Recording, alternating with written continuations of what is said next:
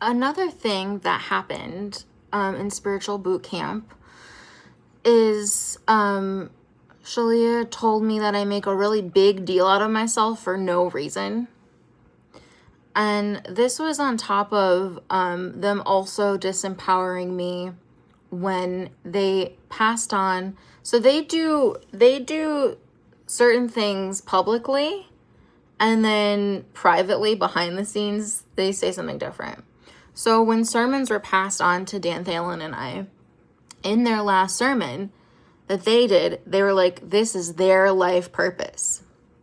It seemed super cool, right? Well, behind the scenes, when they actually talked to Dan Thalen and I directly, they said that this was Dan's life purpose to do Sunday sermons, and I should sit next to him and look pretty. And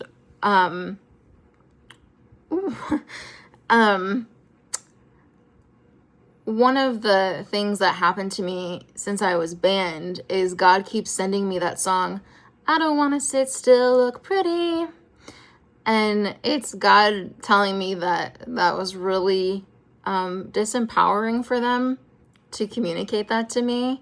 And I don't see that happening in anyone else's union where like they tell the divine feminine to like shut up and look pretty. Essentially, I don't see that happening to anyone else. They just chose to say that to me, from what I can tell. And so why I'm communicating this is I'm trying to show you that behind the scenes, Jeff and Shalia were actually disempowering me in boot camp. And also from information I have gathered, they were also talking a lot of shit about me to other people when I was in boot camp and undermining my relationships with people in the community. That's not safe. That's not healthy. That's not what a good mentor or teacher does. And so, yeah,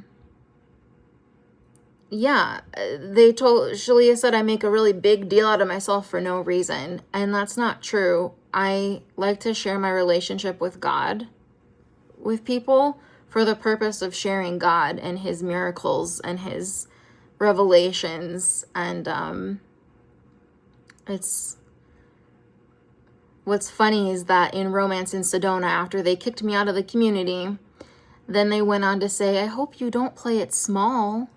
I hope you claim your divinity. So, yeah, just sharing the truth here of how I was treated behind the scenes.